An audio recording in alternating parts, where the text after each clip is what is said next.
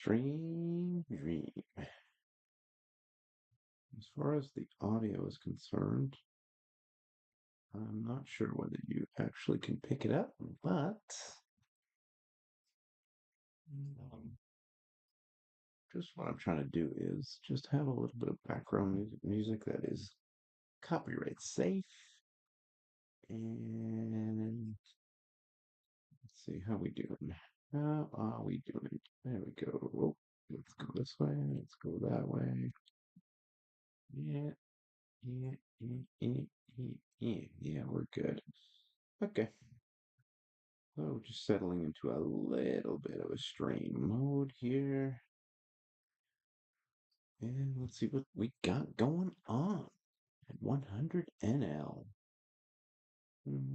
That's better than you. I think better than you plays. Well, I know better than you plays a lot of poker. There's a lot going on there.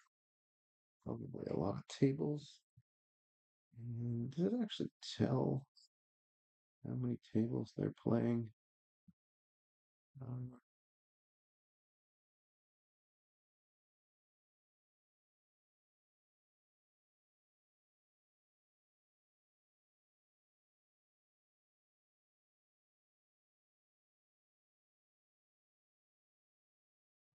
okay.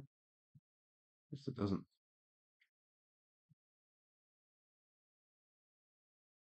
It's a big pot.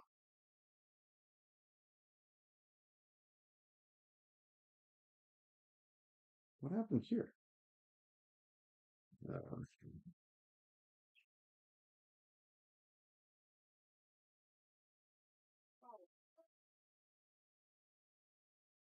post. That's very strange how I posted. Huh. Okay. I wasn't trying to post. Random.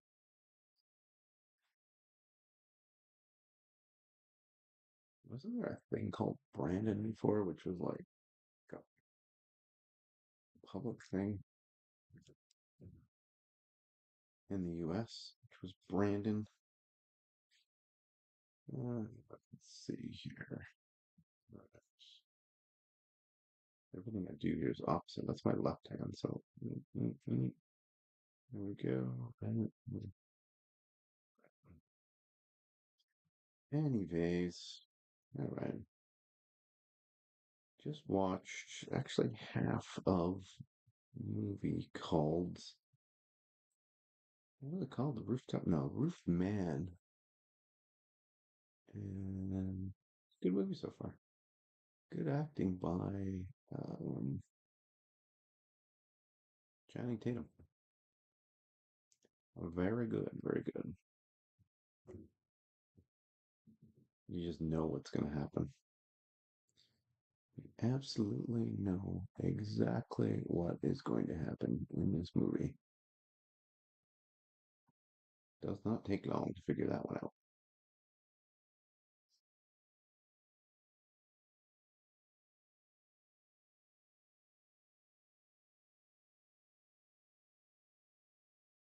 Yeah, right. It's going to take a little bit, I'm sure, before we get in some hands. Could be sooner, could be later. We are not in a rush.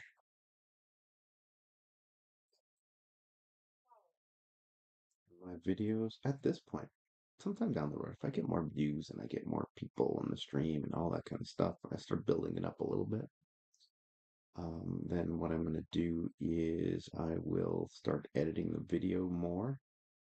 I'm sure some people are okay with the raw stream, but yeah, I'll do that. I will definitely do that at some point in time. It just takes so long, so maybe I'll have to hire somebody to do it. Small blind. I'm only gonna be three betting now, actually. So we're gonna raise it to what, 25? So we're in position here, which is not bad.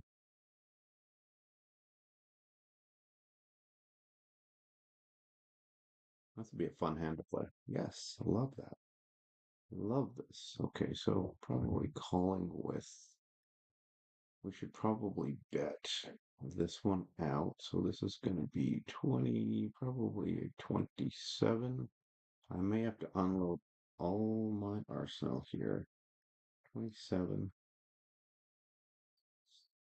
Um,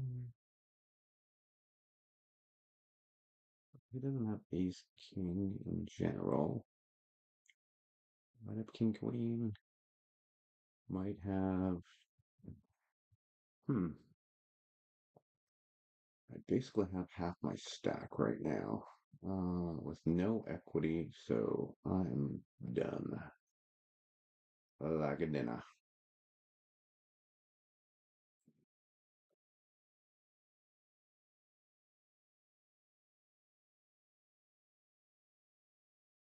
I mean, with King Jack, could have easily just went all in with. Yeah, it could have been a strong draw. Um, Still might have had me beat. Could have had Ace Queen of Hearts. It should have been a monster draw. What do we got here? Where am I? Where the heck am I? I just got raised by what? Three bet. I just got three bet on the cutoff.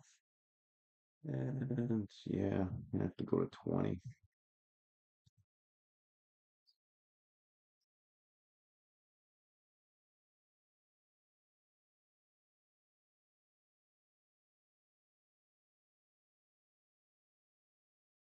I like taking that aggro line. It's not a bluff. There's a decent amount of equity with ace five. There's a wheel draw, there's a flush draw, there's ace high can win a bunch of the time. Let's see here.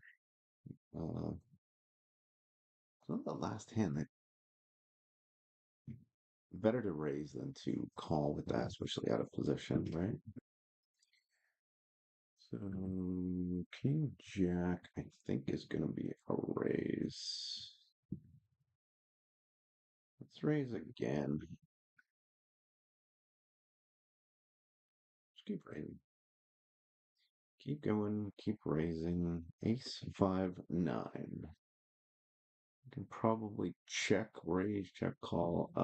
Any of three situations here. So one, two, or three. 99 is going to be a check raise.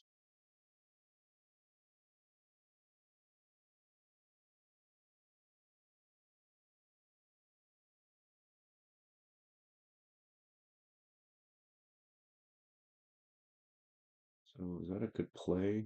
Uh, 7 times 3 is 20, probably 21, 22, 23. Yeah, 23, 24. That's raise here.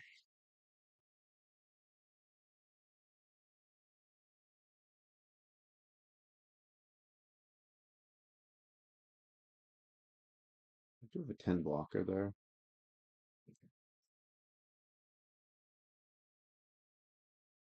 Interesting, interesting. Okay, so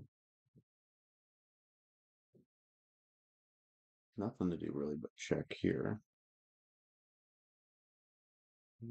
Probably gonna have to bluff if I want this pot. See if he checks this down.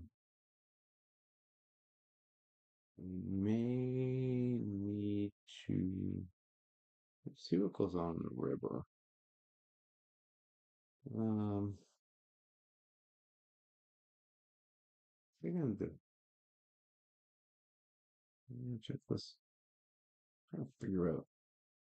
Really thinking about it. Huh? It's probably gonna be. You're really thinking about it. Hmm. Thinking about it. Thinking about it. Thinking about it. Okay, I'm gonna fold here. Gotta fold. Gotta fold. Okay, so any of the people in the stream, um, what do you think? Think about those two plays. Good, bad. I mean, sometimes you just got to make moves, right? I don't really care what I have. It's just putting some pressure on and seeing how they respond. So, I mean, he could have had ace queen. He's just going to go all in. Probably thinks I have some kind of a draw. Um, yeah,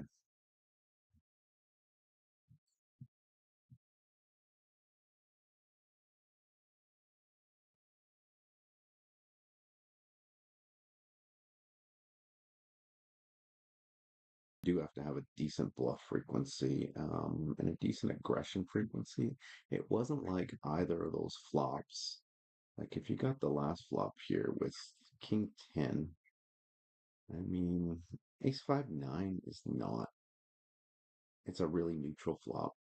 I mean, it's an ace. So, um, I mean, I block Ace 10. He doesn't have Ace King. Um, I don't really block Ace Queen. That's a common one that gets called, or even a lot of pocket pairs. So, I don't think he would take that much time with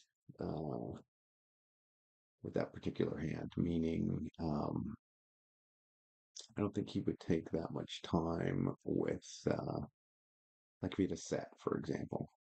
So very likely he had an ace, queen, ace, jack, not two pairs. Um, what did I had a king jack, right?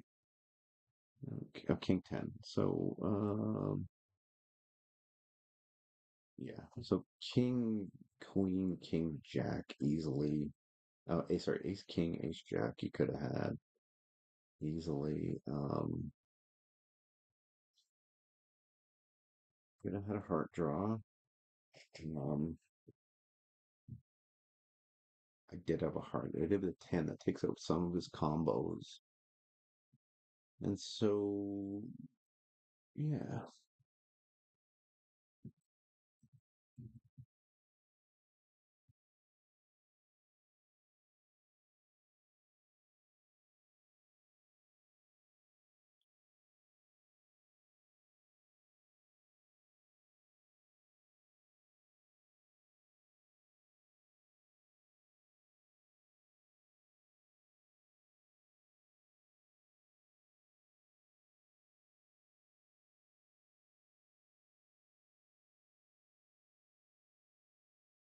interesting.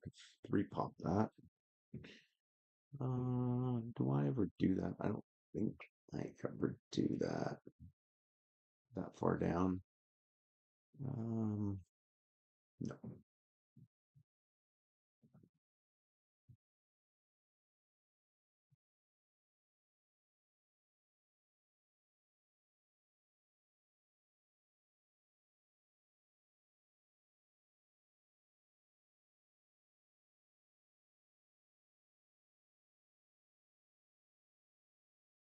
Okay.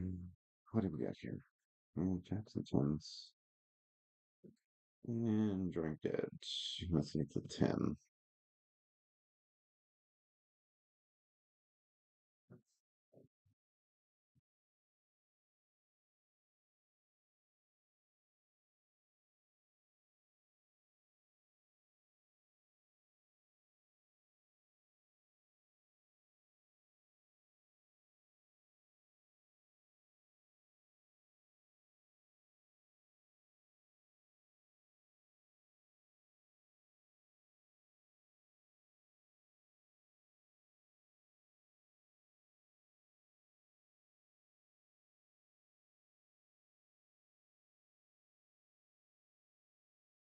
You can even feel free to comment and say the Jets suck. How's that? This is going to be a. It's not going to really be a check. Well, okay, it's going to be a bet. Probably. I don't know. What's the frequency? we're well within that frequency, so we're gonna go small here.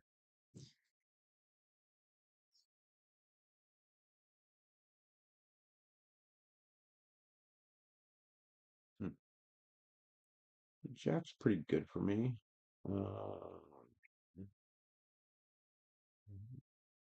Plus I pick up equity, so I'm gonna go, I'm gonna check this down, see if I hit my hand. Nope. So we got a bet check bet line. There's an ace here. My bet check bet line, I am going to be, yeah, I'm probably going to be pretty big. The line doesn't really make a lot of sense though. Um,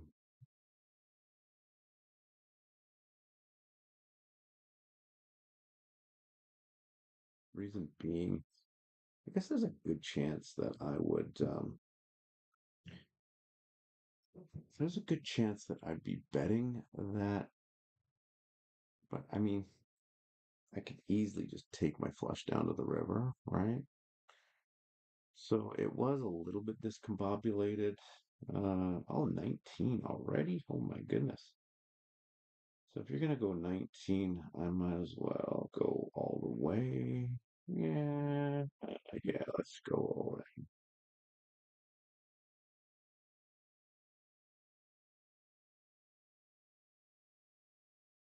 Yeah, I guess the next one was all in, right? After 19, so oh, okay.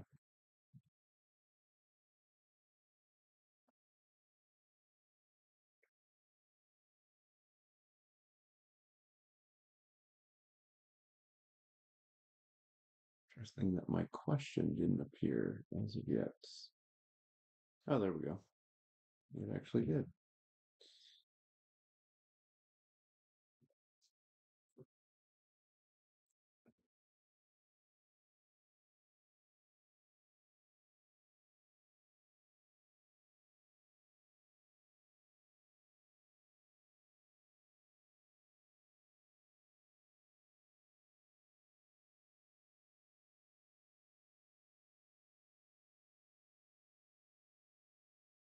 I don't think any of my music is actually appearing on the stream because I have the volume down so low. It might, is it get picked up by the mic? Give me a sec here.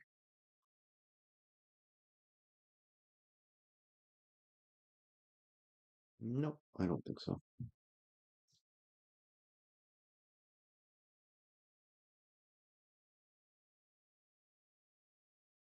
So it's non-copyright music anyway, but just don't want it to interfere as far as the anybody paying attention. Plus, we had the audio so loud before on my first few streams, and now I think we're got to the right. We're just right there. We're in the sweet spot.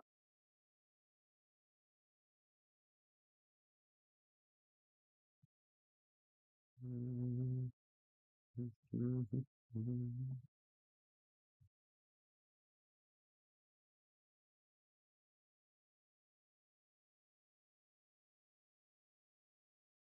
whoever's tuning in,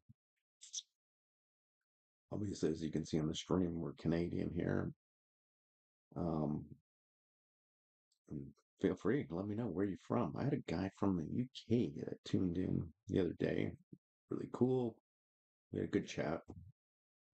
He asked a couple of smart questions, and it was fun. It was really fun to be interactive on the stream. So feel free, comments, questions, anything. Just kind of like just having the conversation, some poker camaraderie, and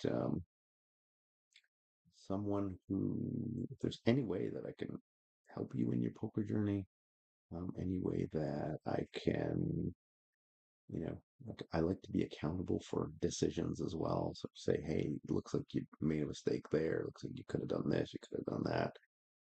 That would have been a better line. Have you thought of this? any of that kind of stuff. Those are all the things that I really appreciate. And two pairs with a queen king. Yeah.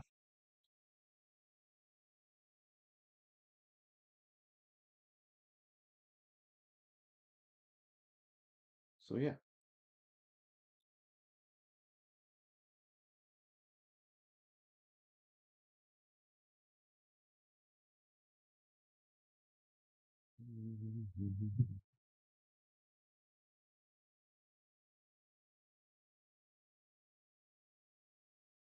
We're playing 100 NL, and somebody asked me for like what cash, right? So there's 100. You so it's not just 119 big blinds, but I like to show big blinds because then just makes you ambiguous as to the stakes that you're playing. So play 100, 200, whatever. It's just going to show up as big blinds. Play 50, play up to 10 NL, whatever it might be. And the only reason is this a thing? Nah, it's not a thing. Could be playing 10 NL. I'm playing 1 NL. And it's just going to show up with the same amount of big blinds. It's going to be the exact same game for all intents and purposes. There's no other dollar type decisions involved. Just takes away, yeah, not that really matter anyway. Like, what's $100 at the end of the day? Um, or what as a buy-in, that kind of stuff. At the end of the day, really. But yeah, I just like to do it. I like to just go by big blinds. And if anyone has any different thoughts on that, feel free.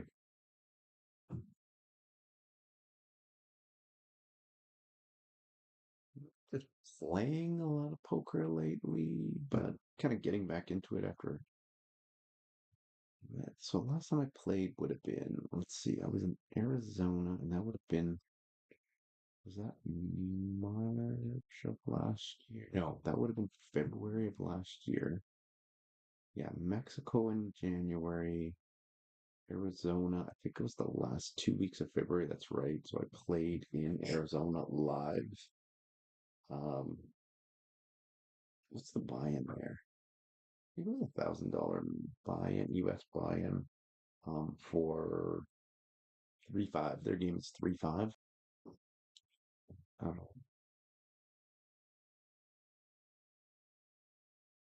and full house.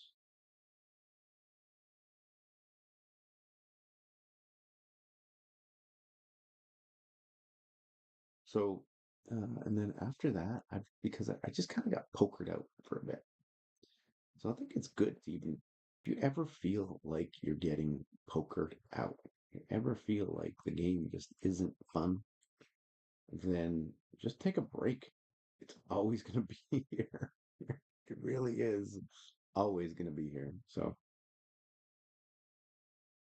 feel free to just take a break, decompress, relax, chill, focus on other things, and then whenever you're ready, mentally, you know, physically, whatever it might be, whenever you're ready, just get back into it.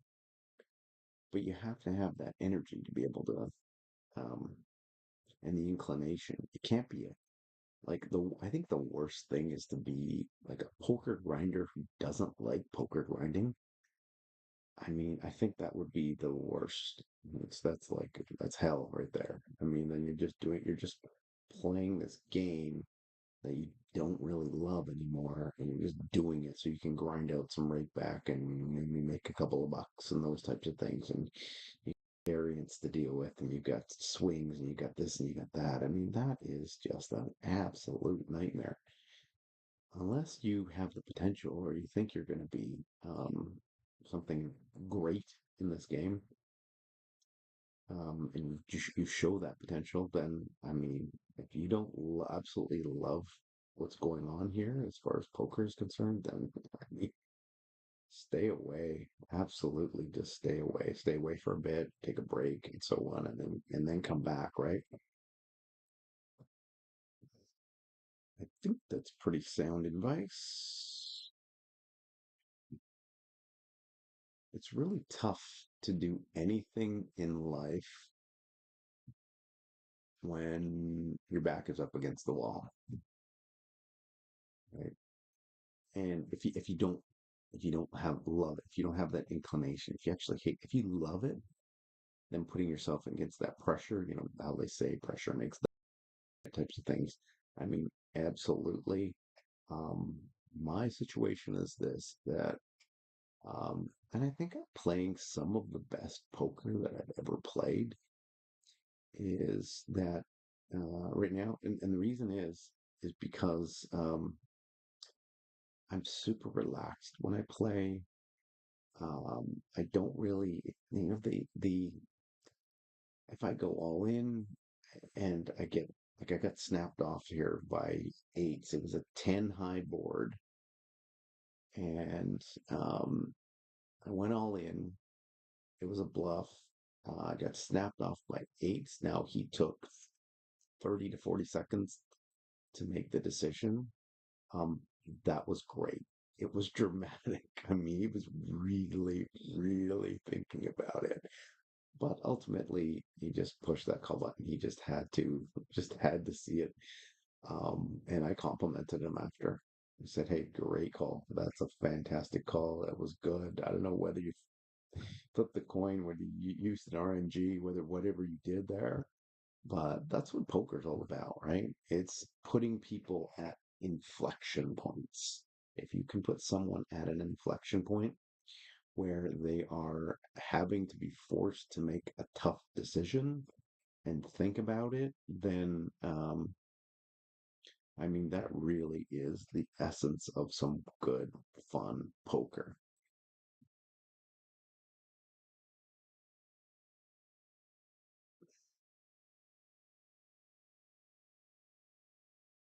Why did he WTF this guy?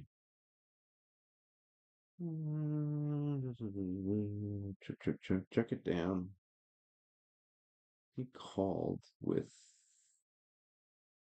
Oh, okay. Yeah.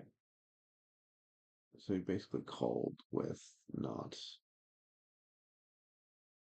No. Well, let's call him an up and coming superstar right now, and then um, who knows? Maybe he'll surprise, right? Maybe he will. Let's see, that was $10 bet. He had essentially it was what, two overs? Yeah, so turn. Let's see here. It's an ace, so we called. Yeah, that should have been that. Oh, flop. Flop was that at 50% bet. So then check. Um, hmm, yeah, check it down. Okay, so we just kind of gave up.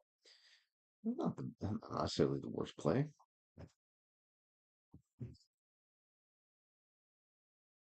I wouldn't call that the worst play ever.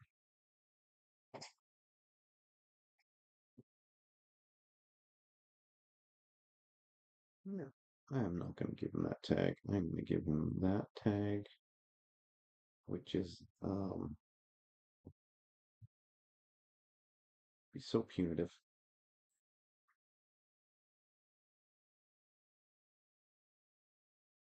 Not fair. It's not fair.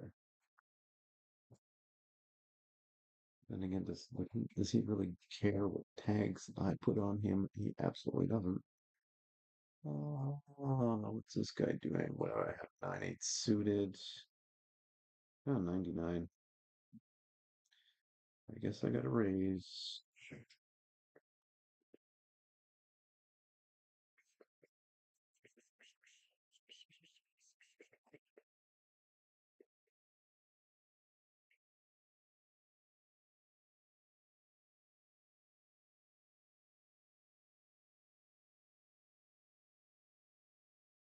waited.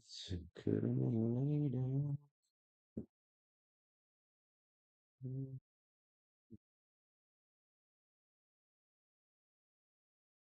Should I bet this board? Yeah, I won't bet queens. Decides to probe. It's a very, very, very small bet. And I'm going to call. And now,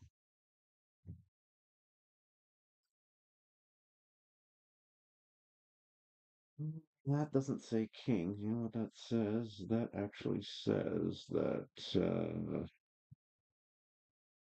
I got two pairs. So, I mean, there's no set there. That's like 15, 2.5. That's 3.5. Let's go 22. Let's go 22.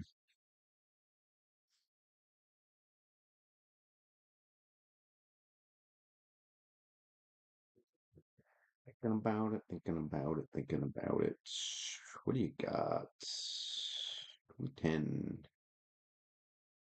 All right. Love that. Love getting the call. Love getting the call. Friend just laughs at him. Um, so yeah, value. Just hoping to get a call from a 10, and I did. Slightly surprised he had Queen 10, but Jack 10, whatever. I mean, so he calls. I could check that down. So let's just see here. Uh, we'll check. We'll check that. Mm, got that pair here, so I could raise the flush draw there. I am not going to. I am going to call. So, check bet. Check bet line. How scary that is. That's a flush. Should probably turn this into a raise, right? Yeah, I should. 3, 6, 9, 12.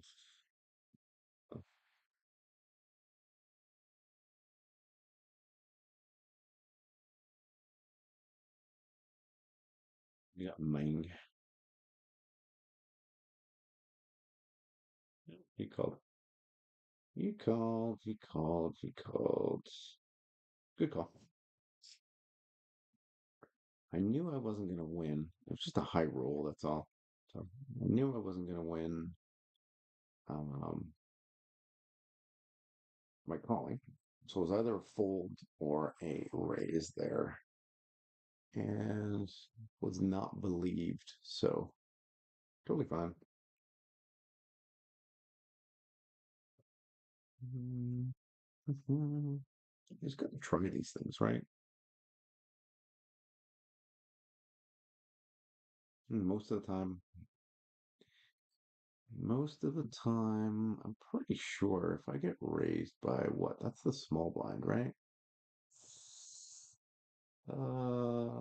Jack 10 suited. I am almost 100% of the time calling. So I do have some equity here.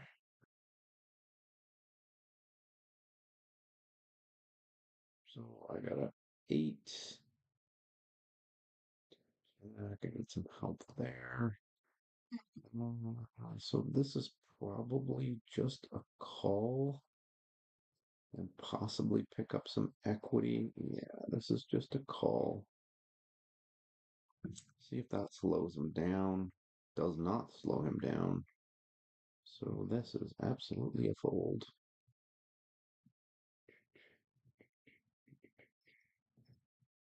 Yep. Kudos to you, my friend. Kudos to you. Against 2? What's 2? Dude, what is 2?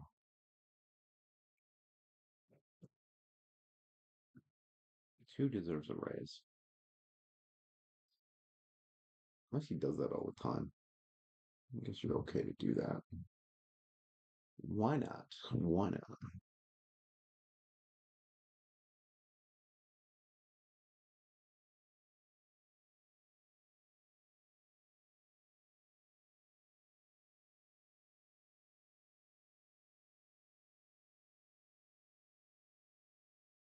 Where's that board again? On Jack 10, yes. So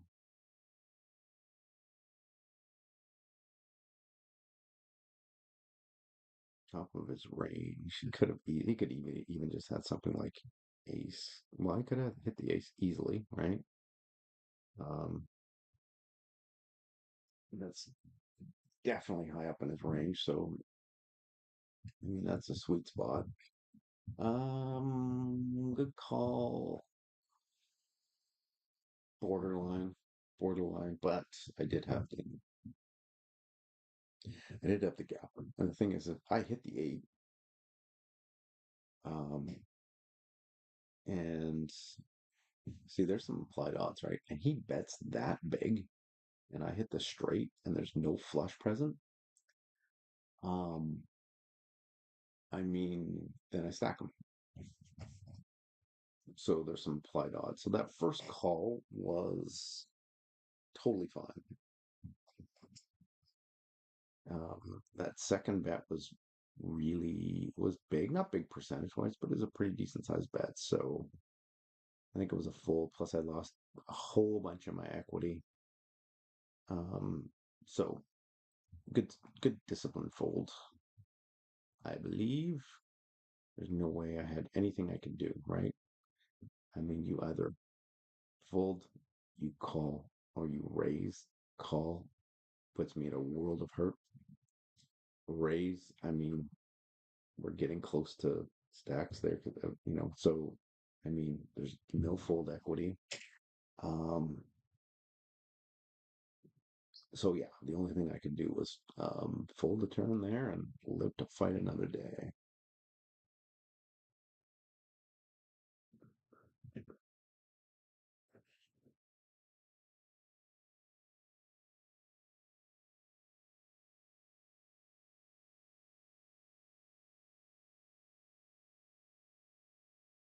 So you should expect over even one session, you might be up or down, a couple buy-ins or whatever it might be over a few sessions. I mean, you go up, you go down, a few hundred here, a few hundred there, whatever it might be.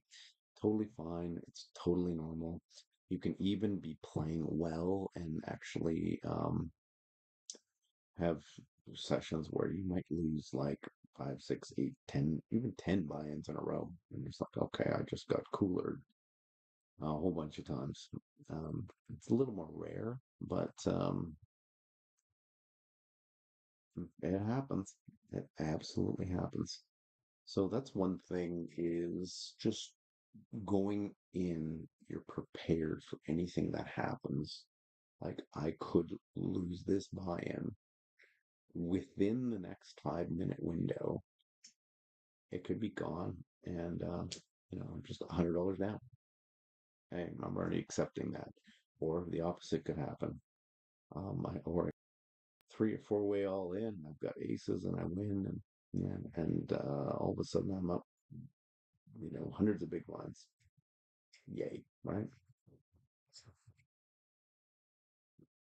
As long as you're making the most plus EV decision that you can, then it's really all you can ask for, right?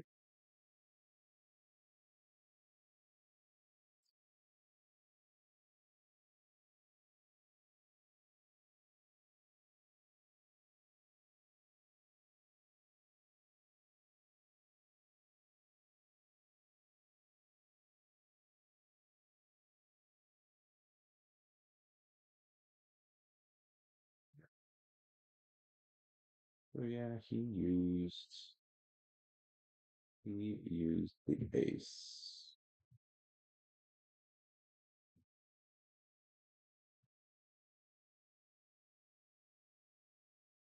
Which is again, that shows me a couple of things. It shows me that he can bluff. Now that's a pretty common, and that's pretty powerful, right?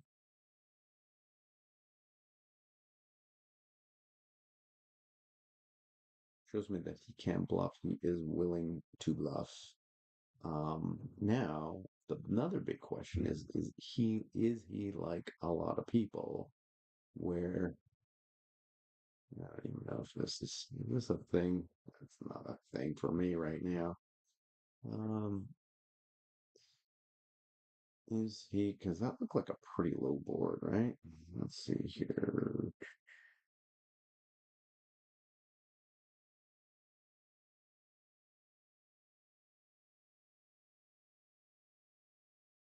Yeah, that will had Jack, right? So, um, other than that, very low run out.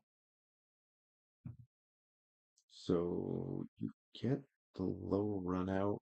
Um, and what was the line here? So you pay attention to these things like the line.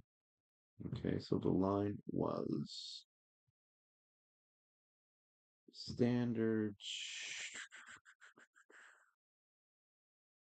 cut off big blind, cut off bets. So bet, check, bet, bet, check, bet, get raised.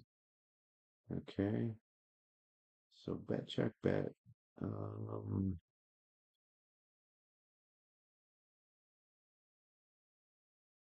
hmm,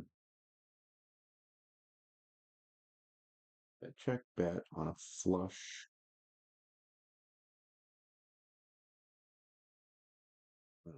river, on a three flush river. Um,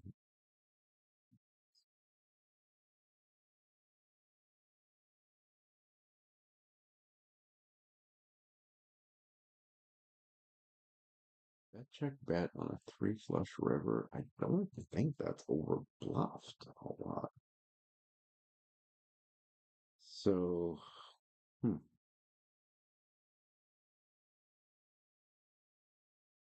yeah, so there's probably a value bet and a bluff. So he got away with it. It was a very good bluff then. Give kudos to him. Kudos to Brandon.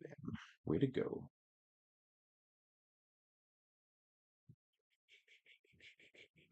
This board right here, I think this board is pretty good for me. Let's go, let's just say 60%. So let's check it down. Um,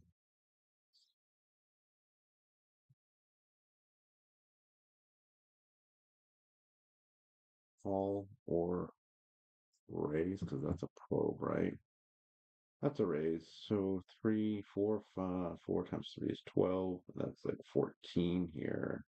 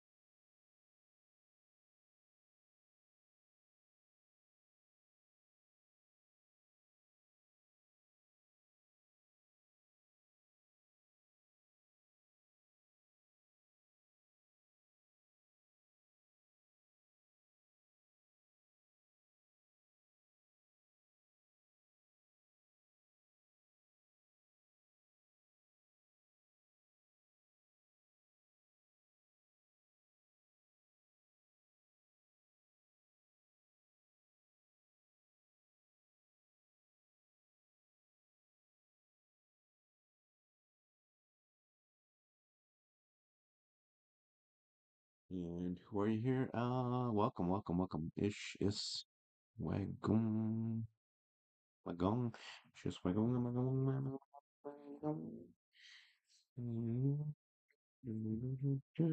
So that against the hijack. Okay.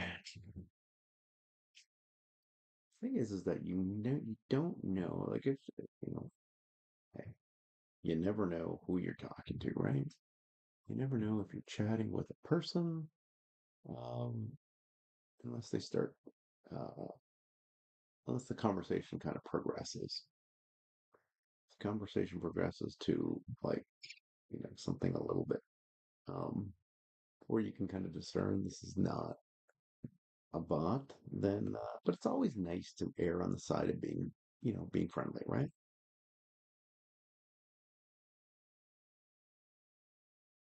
And why not? Why not?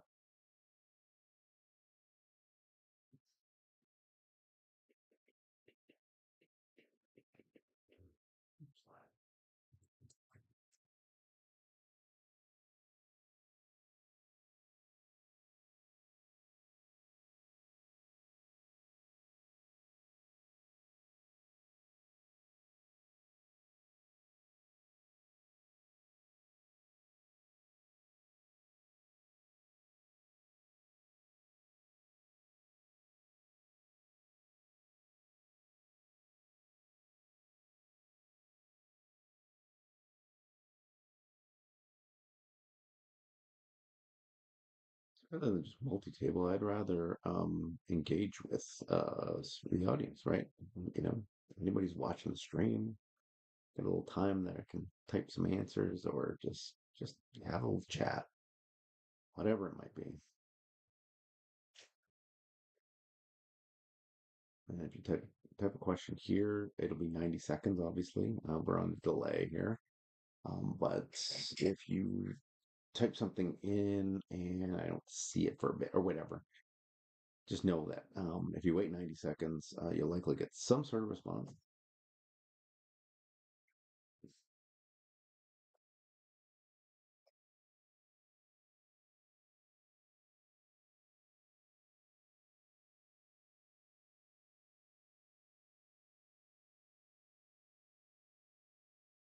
Ace. That is awesome.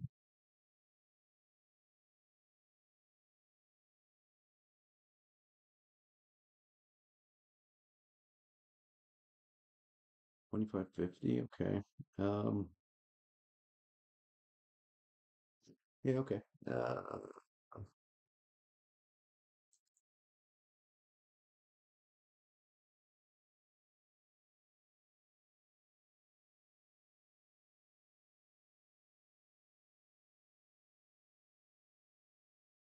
1 8. So yeah, 2550 and um 1 2. Okay. So 2550 is that's a fun game. You do have some, there are some pretty good players there, obviously. Uh, One thing you'll absolutely notice, and you may have noticed already, is that you're going to find that there is a lot more three betting as you start moving up.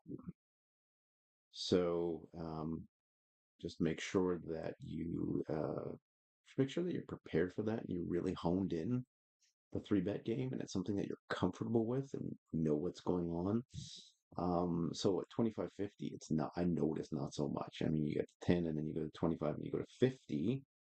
50 and L is really not a heck of a lot of three betting. There's some, right? And then when you get to 100, you've got more three betting, and then sometimes you get to 200, and you kind of max out.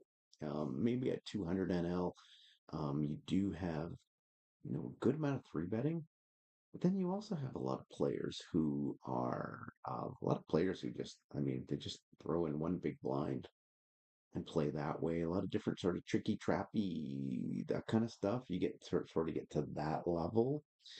Um, but yeah, 100 NL, you know, takes some getting some comfort and getting used to building a bankroll. But if you're getting rolled at 2-5, I played a lot of 2-5. Actually, it's 3-5 in Arizona.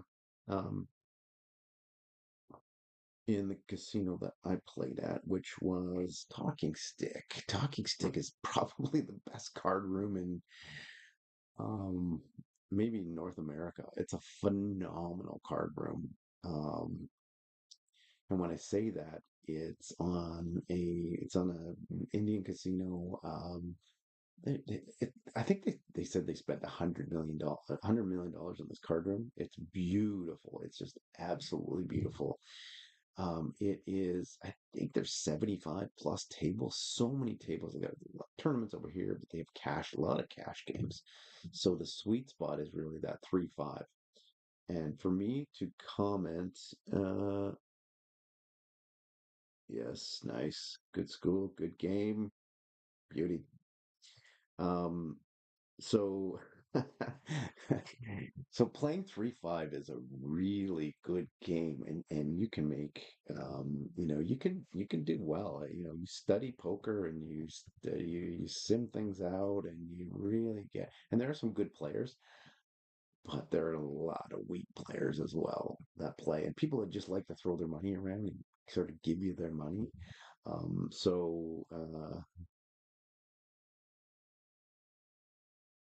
Yes, okay, 25-50 games a home game. Yes, yes, yes. Okay, I get it. I get it. Yeah. Yeah, the generic is you're gonna see less three betting, but if you get a lot of three betting already, then yeah. Uh, like there hasn't been tons of three betting. I've been in games where, and this is at 500 NL. I've been in games where almost every hand it seems like there's three betting going on. It's just crazy, but it's so much fun. Um, but you said that okay, the 2550 is a home game. So the one thing is 1-2 live. I mean, yeah, I don't know. I think I'd rather get a root canal than go play 1-2 live. And the simple reason is that it seems to be such ABC poker. Super difficult to beat the rake in a lot of card rooms. And it just, you've heard all these. If you've watched any of the poker videos or anything like that, not mine, but from any other really good poker players. Um, let's see here. Yeah. I'm definitely not raising that. Um,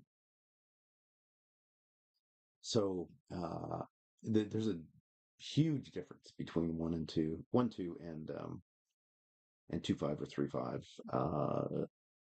It's so much fun. I mean, it actually it can get a little bit tedious as well. I mean, sitting in the car room for hour after hour after hour. I mean, again, you got to have the energy and the inclination and so on, and make sure you have the patience. Um, you probably have the mindset and the personality and all that for it already anyway. But yeah, I love that. It was February of this year of 25. I was there, and because I'm Canadian, I went down there. Um, Mom has a place down there, and so just took an Uber, daily, to the casino and sat there for a bunch of hours. Did pretty well, probably.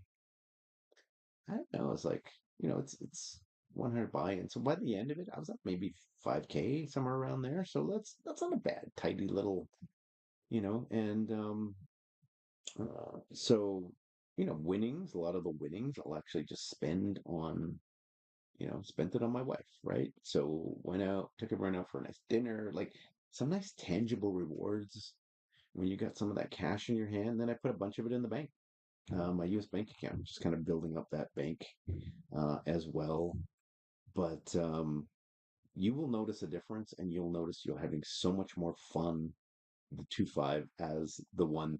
I don't want to disparage the game too much, but I mean it can be like watching, paint dry playing 1-2. I mean it is, yeah, it's kind of a tedious game. It's a game where kind of go in there, and if the tables are the $5, $500 tables, or 2-5 tables, or 3-5, or whatever it is, if they're full, then you kind of play that for a bit. And a lot of times I don't even want to play those for a bit, just because.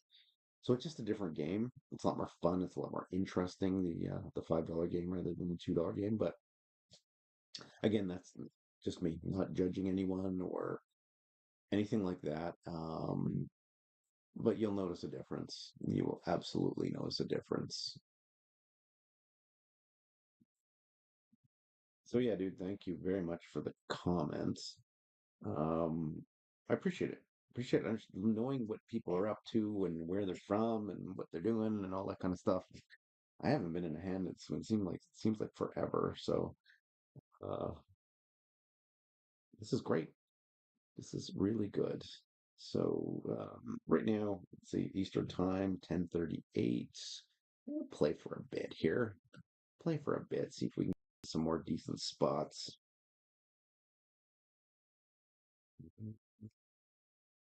It's not the one. That is not the one. A lot of those suited connectors, and there's sort of this myth sounding around these suited connectors. Um, like a 9-8. A 9-8, man. I mean, you can get into a lot of trouble. And, I mean, three betting with a 9-8, or going into a hand under the gun with a 9-8. I mean, you're going in, I mean, generally going into a gunfight with a knife kind of thing, right? So, I don't know. let's see. What do we want to do here? What do we want to do here? Yeah, I just want to call that, obviously. So, uh, I've got nothing I can even play with here. So,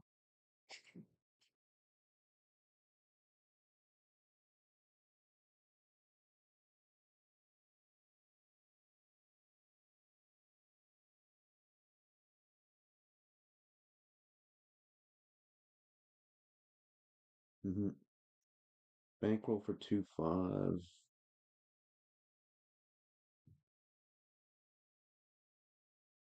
Yes, yes.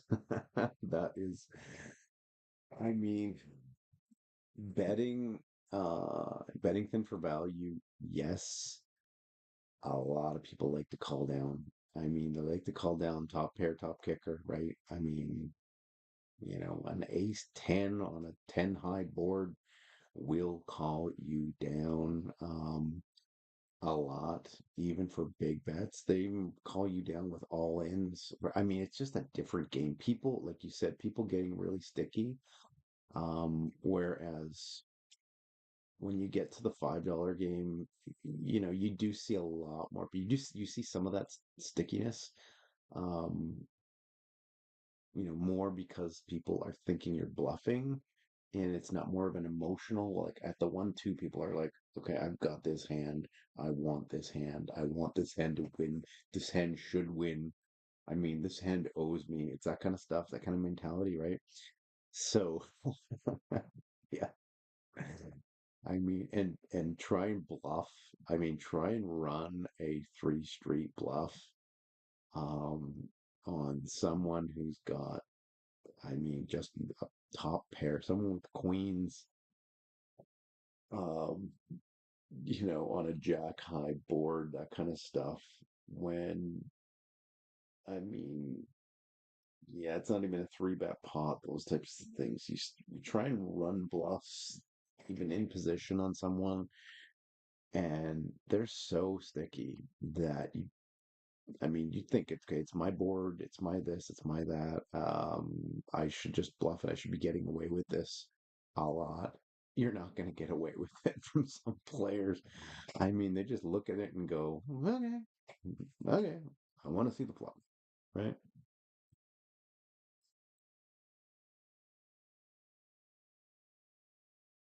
Mm, mm, mm, mm, mm. 9-7 blind versus blind. Call that, obviously. This is most certainly meant to be a three. Think so? Mm, well, okay. Let's see. Yeah, Trip, you may be correct. You might be correct. And the reason I said that is because probably because of being a little lazy there. Um, let's see here. I don't know. If we're going, yeah, you know what? I would actually have to say you might be pushing it with 9-7, maybe 9-8, maybe 9-8. And again, we're splitting hairs here because we're into um, kind of getting into semantics here as far as this is, you got to do this or you certainly meant to do that at. If it's anything, it's like 5 or 10%. Um, which in the grand scheme of things, if you call with that hand, I think it's okay. I think it's okay. Yeah. Um,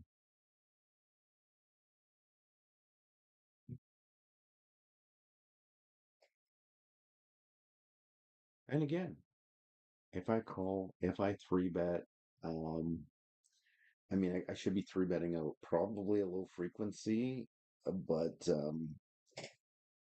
so here's the thing that I do believe would be a an important factor of consideration for that is um is if you start stretching your, you really start stretching your range.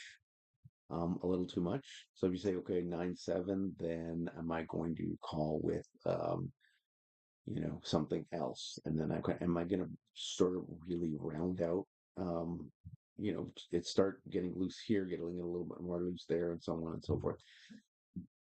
At the end of the day, your your ranges, you try and stick to some sort of a range configuration, and you can go by the book. You can just go by, I mean, okay, this is what the charts say, this is what whatever says, and then you can deviate a little bit. Um, I would say, a 9-7. If that three bet gets called, then you end up being quite a bit of a dog, right? Even versus 9-8, right? So yeah, I'd say I'd rather have the 9-7. I might, if I think about this for a sec, I might rather have 7-5, or I'd much rather have like 6-5 or 5-4, something like that. But the gapper, I mean,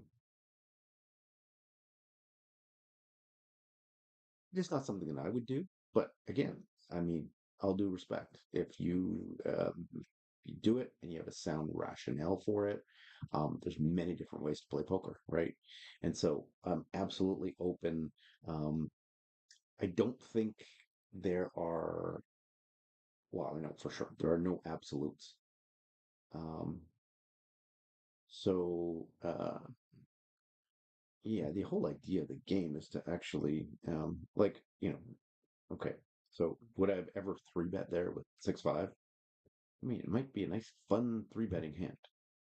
And there are people that will say, oh, you know what? That's a great hand because, right?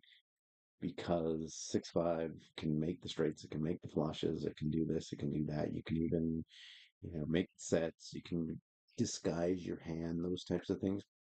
Absolutely, you can do all those things, but that hand, for all intents and purposes, is absolutely dominated um, you know, by uh, by a calling range. So out of position, I mean, there's a lot of things that are going against you as well. So you really got to hit that flop hard. And I mean, you know, it can be tough. It can be tough. That's all. So part of it is, digging into certain areas of poker and going, okay, well, how can I kind of stack the odds in my favor? And certain three bets, which kind of look cool and, so on. So I'm not necessarily talking about the 9-7. Um, blind versus blind, there's a lot of things that you can do, blind versus blind, and a lot of stuff you can do where without raising. All right, because the raid, um, no, nothing, nothing. Yes, quite dry. Yeah, absolutely. I mean, that's why I'm just yapping away. Anyways, I like talking to you guys, so this is great. This is fantastic. Um,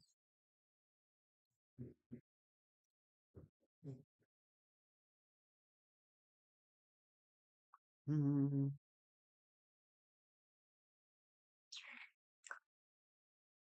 is a good question. Letting from that is very good. Well, I guess this could be a candidate here. Sixes, right? That's a hijack. I think I would do so only at a very, very, very, very, very small percentage, and not that. I'd probably do that, something like that, flat sixes right there. I should have just done it as an example. But I'd probably have, because I do use an RNG, so I'd probably want to roll 90% plus, and then every once in a while stick um, a pocket pair like sixes in there. Um,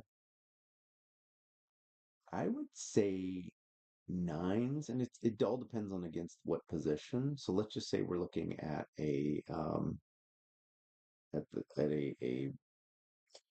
what do you call the cutoff? Is cutoff's kind of like a neutral position, right? So if you're looking at the cutoff, you're probably looking at, let's just say, eights, where half the time you flat, half the time you can three bet, sort of like a 50-50 type of thing, right?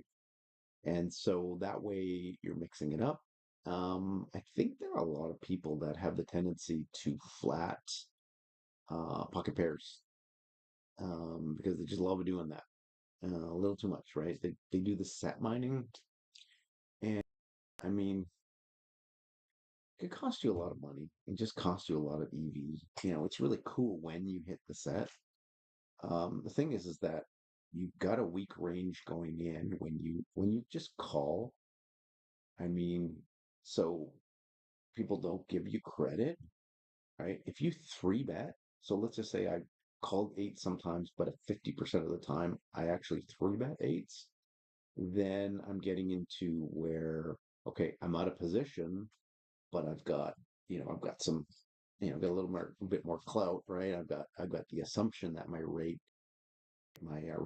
is a lot higher, and if I get called, and let's just say, the eight does come, for example, well, I mean, that's great because it's unpredictable. I mean, nobody really thinks that you're going to have an eight there. Most of the time people are thinking the higher. I mean, you're going all the way up to ace king. Obviously there are some, you know, would even like a suited ace eight might three bet. Yeah, so you might have like ace eight or, eights, but there's not a hell of a lot of other hands that are going to three bet. So there's a little bit of concealment, a little bit of disguising going on there, um, which makes sense to me. Absolutely makes sense to me. Um, so yeah, those are my thoughts in general. Like there are some people when you play, and I mean, when they flat in the small blind, and it's flat again in the small blind, that's flat again in the small blind. And every time that you reveal their cards, it's a pocket pair, it's a pocket pair, it's a medium sized pocket pair, right? So predictable, and you want to be unpredictable, and have even if your strategy, even if your whole range matrix is, even if it's very kind of rigid and by the book, it's got some rhyme and reason to the only reason I would ever consider this is because of the fact that, let's see, I don't know, let's just try something stupid here. 25% of the time, no, okay. Otherwise, I'm just gonna call. All right.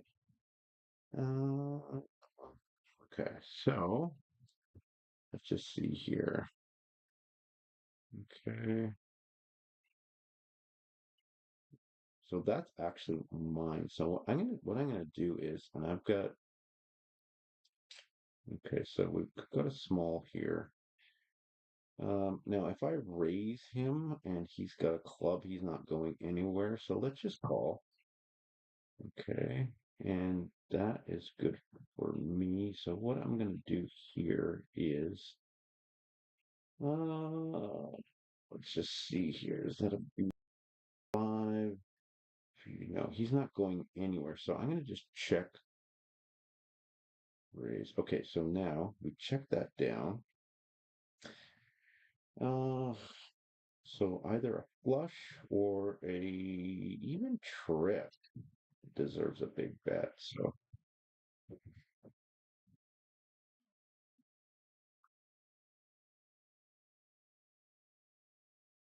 Yeah. So top pair called, right? He was kind of bluffing all the way, um, which is fine. I got caught by top pair. That was a big bet. Um, yeah, like I said, it's just sticky. He just decided to be sticky.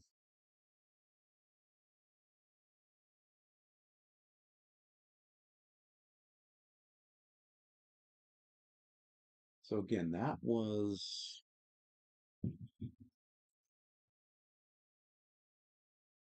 I don't think I misplayed that hand, except, well, you see, I'll bring a flush. If I had a made flush, I'd bring that down to the river. I could very easily bring them down to the river. Um, yeah, obviously the jack ended up being a good card for him. Um, and again, I definitely should have. Uh, I should have bet there. That was a bet. If I'm going to bet, I'm going to bet big, right? So he looked me up with top pair, but that he happened to river. But otherwise, if he doesn't get that, I mean, I mean, the pot is mine, right? So, again, did I misplay that hand? I don't think so. I was thinking about going big on the turn, but if he has any sort of a spade in his hand, a high spade in his hand, so our aces checked here. I think aces might be checked here like 50% of the time. So check bet. Let's just check that down. See if he probes. All right, so we got to start betting now. We are going to bet with aces. They have a good amount of. He could have picked something up there.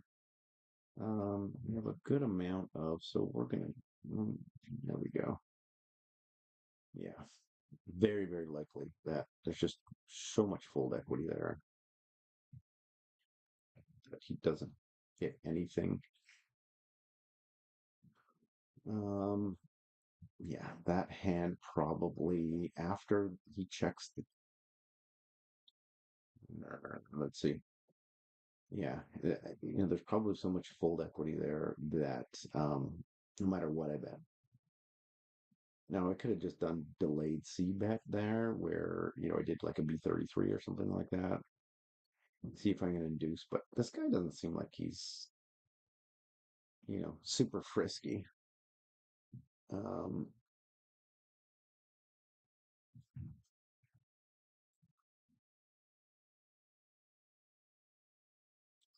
so anyway, hopefully the hand was entertaining.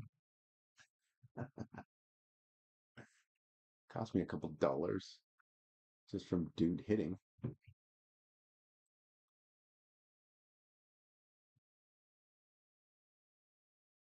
He just had a bluff catcher. Did he even realize that all he had was a bluff catcher with that jack?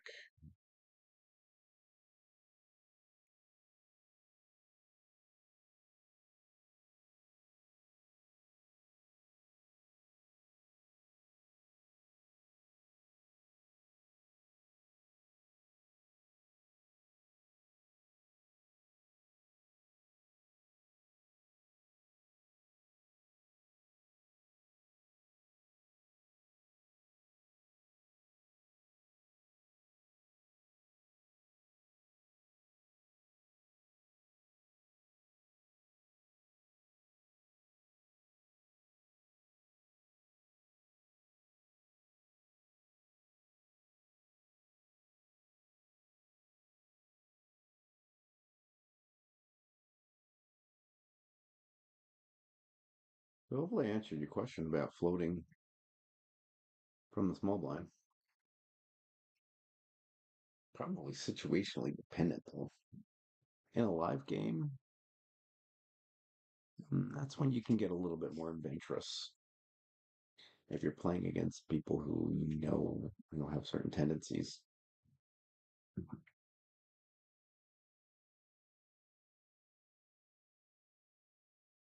was fun. I really liked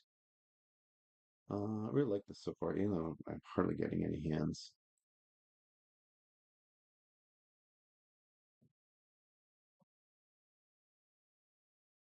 So I appreciate all of the comments and the questions.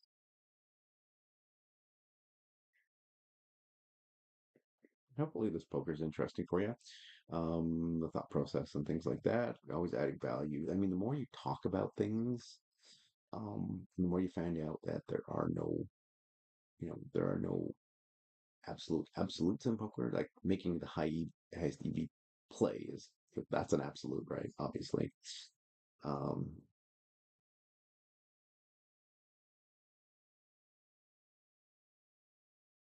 but other than that, there's a few different ways to, well, put it this way, even if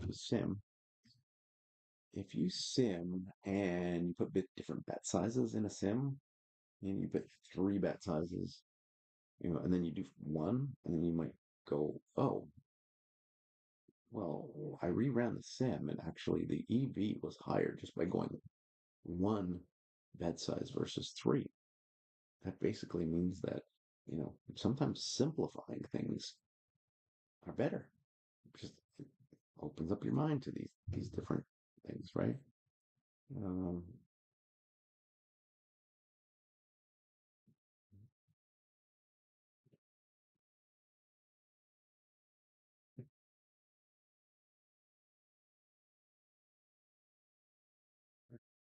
See, I'd like to raise. I really would like to raise here. This guy's under the gun. Uh, yeah, let me do it just for the hell of it, just to play the hand. That's not bad. That's not a bad. Okay, so with this type of a hand, I'm probably going to go here. Let's go 25, 14, 4, 3, 12, 3. Yeah, let's go 4.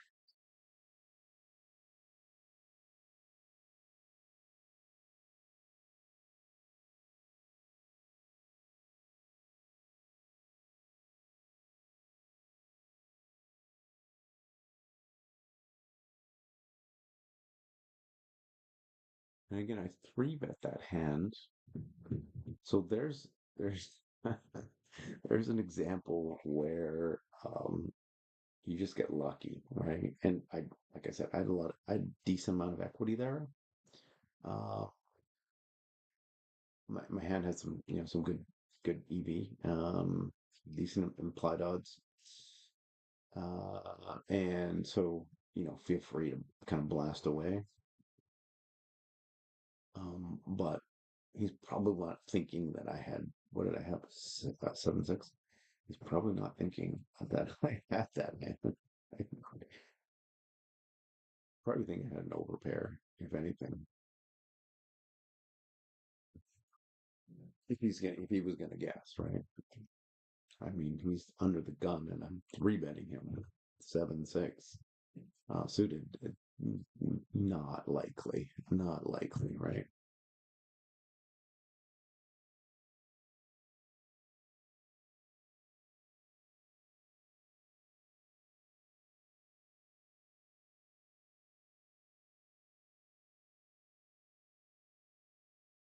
So I just did that hand for entertainment value. I don't know if I'd ever roll that.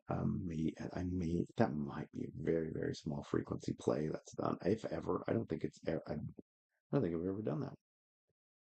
Uncharted waters. Just happened to work out this time.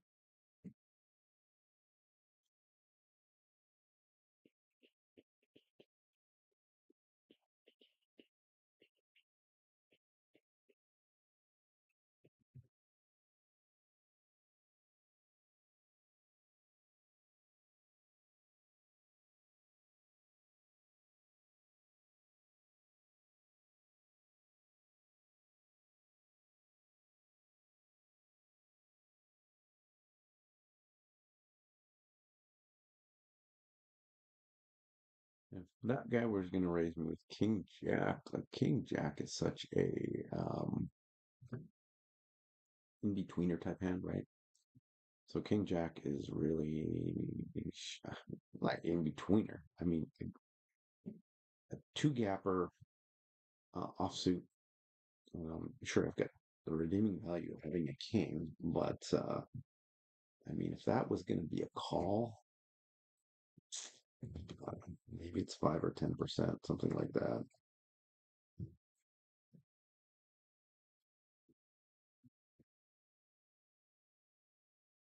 Come on, Brandon.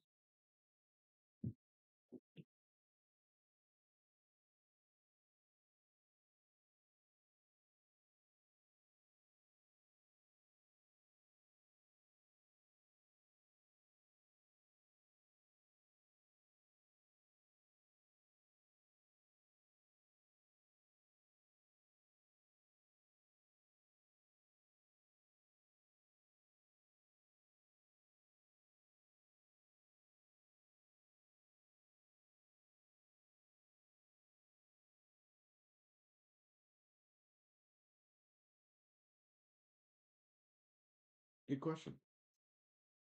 And the straight answer is no. I've just played a lot of six max. And so that is the game I'm a little more comfortable with. But I have been in, some heads up battles in a six max game while the table's warming up, those types of things, right? And that kind of gets different types of muscles going. Um, but yeah, it's when they say it's the most pure form of poker, yeah, absolutely. It's kind of like a blind versus blind battle, right? But it's not because the positioning changes. In positioning is going to be different. So yeah, it's something that there are entire. I mean, people have entire courses, and I mean, heads up people like Doug Polk and those guys. Um, entire courses devoted to, I mean, being heads up specialist. And so, well, I probably have a lot of the principles down, and I probably could play. I'd have to adjust my ranges, obviously, but my thoughts on it are, yeah, pretty exciting, right? I mean, heads up battle is that's kind of like the ultimate test. You're not playing against a population; you're playing against an individual, and yeah, that's really interesting poker. I did watch, and you probably watched it as well, which was this $25 million game. Alex Foxen against, what the heck's that guy's name? Majestic or something like that. Anyway, where they were going like, what was the first tranche? Was it 5 or 10 million or something like that? Like it's like every hand they're betting like 365,000 here. It's just yeah. Okay. I bet in 2 million. I'm betting it. I'm going all in, and so it's great. Um, sometimes with not tons of the equity that you would expect. So yeah, it's a great game. It's a great game, and I can appreciate the skill of those players that are great at heads up. If you become great at heads up, it can transfer over to really any game. So a lot of them, there's similarities and go hand in hand. Personally, yeah, it's been six max. But I have utmost respect for anyone who is am I calling here? Yeah, probably calling. I might even raise. Yeah, I'm just gonna call. I think I can mix up the frequencies here. So pick up a potential for a wheel draw. Do I get a little frisky? This is probably a super duper high probability. The only thing I can really do is check raise here, I believe. And yeah, so I'm going to check raise here. I guess I could check call, but I'm going to check raise. Unless I get a free card. Free card is nice. Two. So what we're going to do here is let's go 3.5. Nothing too terrible, but let's just see what happens here. Could pick up my equity. I could, lots of good things could happen. Um, so you get re-raised and you say, bye bye.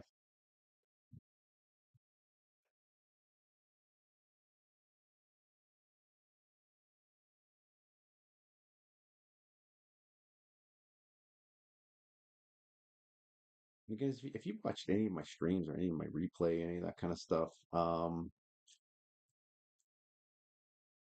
mean, I don't usually get stomped on as much. What am I down today? I don't know. I think I'm down one buy-in, so that's not. I guess I do. Um, but if you ever want to know what my stats are when I started playing a game, okay, so took more than 6 months off and so on. Had a great summer, came back, well, 550 bucks. Right? And so technically, is that enough of a pool? I probably should have loaded some more money into, but I didn't, right? So 550 bucks. And as of, it didn't take me long to run it up to 1,000. I was, you know, doing pretty well, a few buy-ins up and things are rolling right along. And obviously the ups and downs and so on. So I went into today up about three buy-ins, let's say. So not too bad. Not great, not bad, whatever.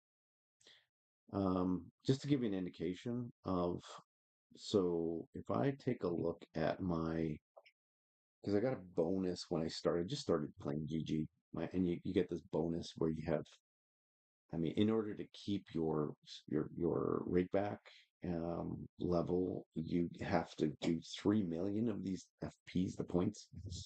And as of right now, because I only played essentially 2 months, I had like 33,000 going in, so just next to nothing. As of right now, let me see how many points do I have. It'd be kind of fun to see. Rewards program. Okay. Yeah, so I got 53. So that's just playing over the last, what, couple of weeks.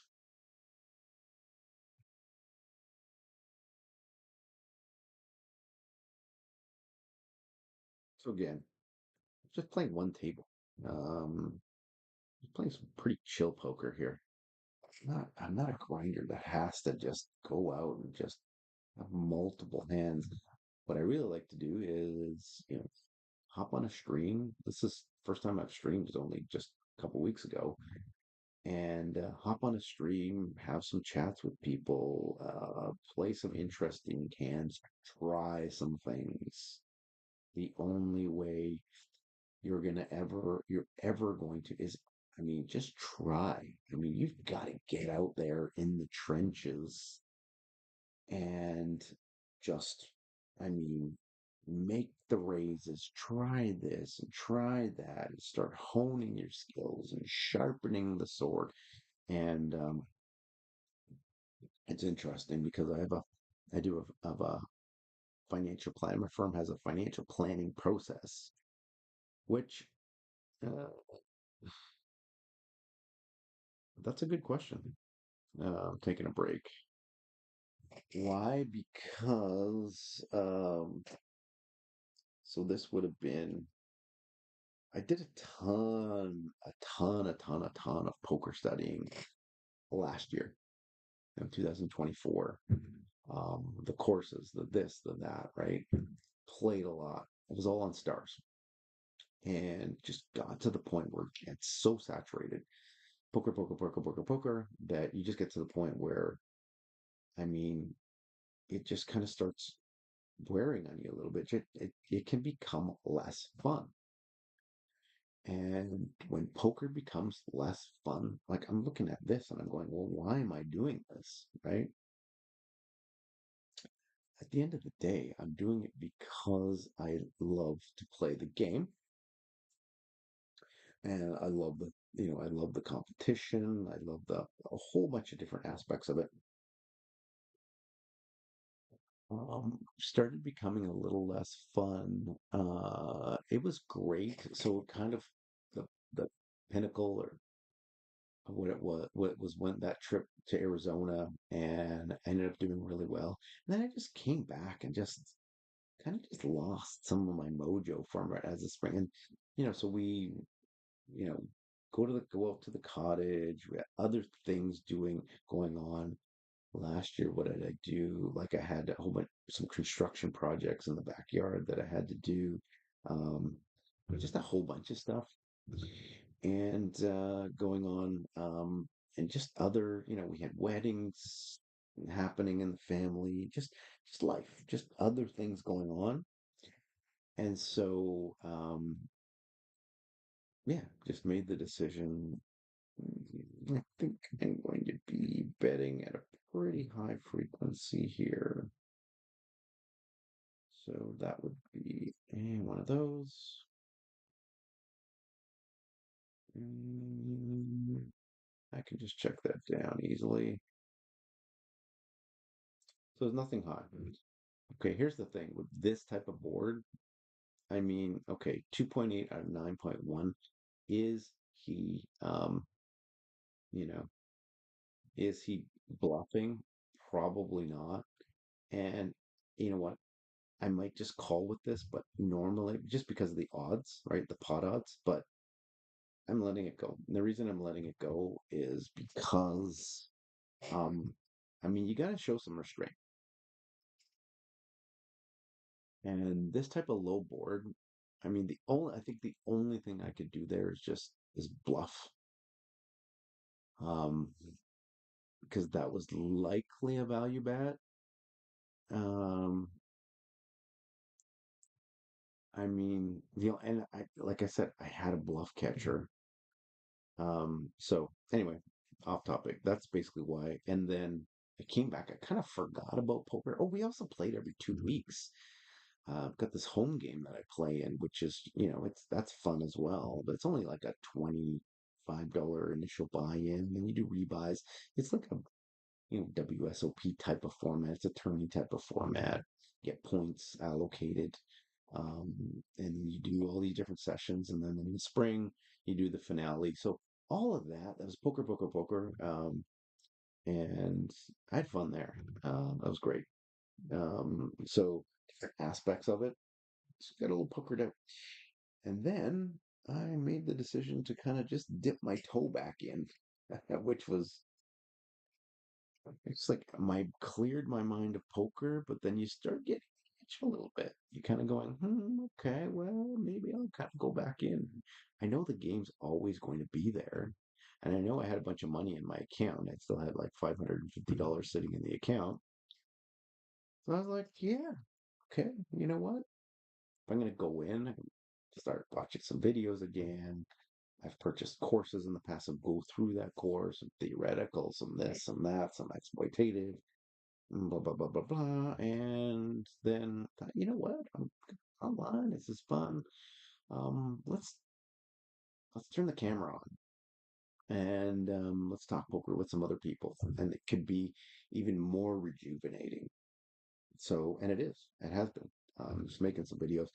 You'll probably notice if you go through my library of videos that, hey, quite frankly, they're not even really edited well. I mean, it's basically done by AI. And if I had an editor or if I did the editing myself, obviously it'd be a lot better. But I mean, I've got 110 videos already right now, mostly shorts, but then some of the long forms. I mean, that would be such a time suck. That and going down the rabbit hole of editing videos would take away all of the fun. So I do apologize, right? I'm Canadian, so I apologize, right? What do we do? We say sorry a lot. But I do apologize for the quality.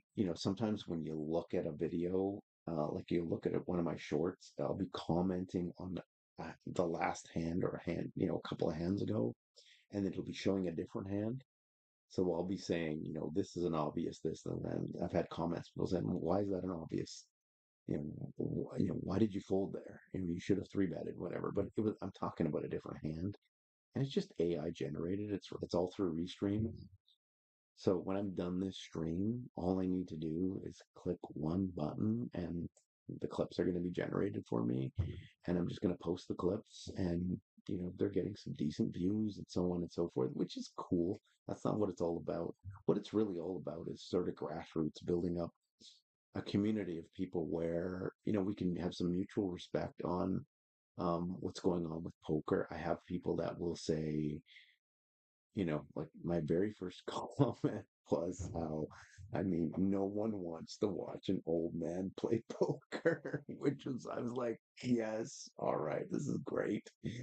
That's a good start. We're off to a good start. And I know the people who watch the videos are somewhere generally probably between the ages of, I think it's 25 and 35.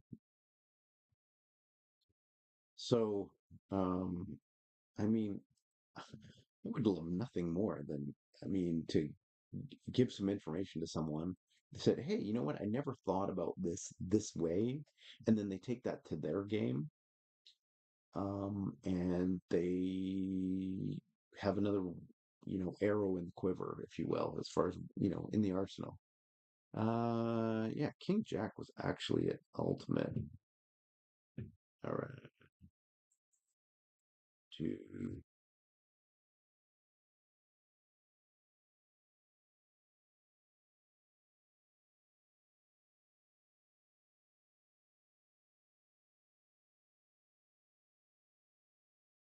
Yeah, what was I doing, King Jack there? I was not thinking under the gun. Yeah, King 10's a split, but King Jack is not.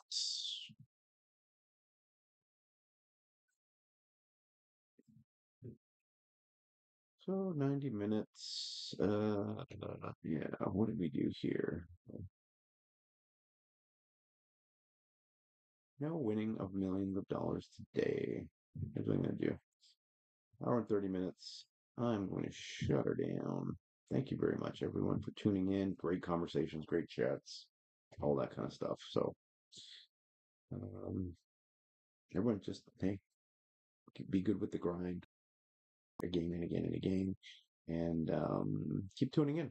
Hopefully we can get a few more people, and build a little kind of a little community here of poker people. Anyways,